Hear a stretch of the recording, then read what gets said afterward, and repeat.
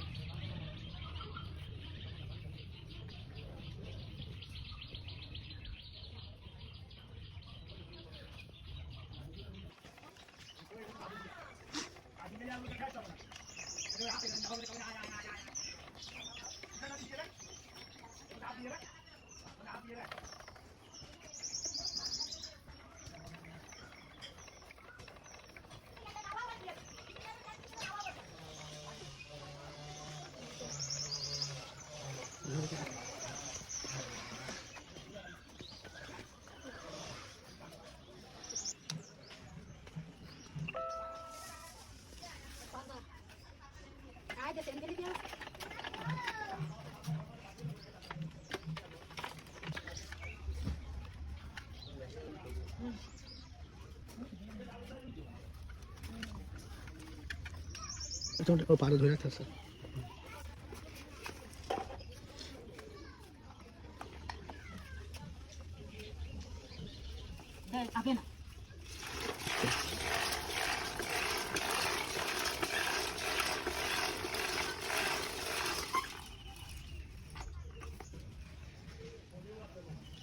কাকি দড়ি তাহলে হয়ে গেল? গেল। আর না, বিভিন্ন রকমের মূল্য আছে, চিকন, মোটা, যেরকম ভালো মন্দ। 400 আছে, 500 আছে, 600 আছে। আচ্ছা, এছাড়া কি মোটা হয়? এছাড়া কি মোটা রশি হয়? এছাড়া মোটা, এছাড়া চিকনও হয়। আছে মাজলা। আচ্ছা আচ্ছা।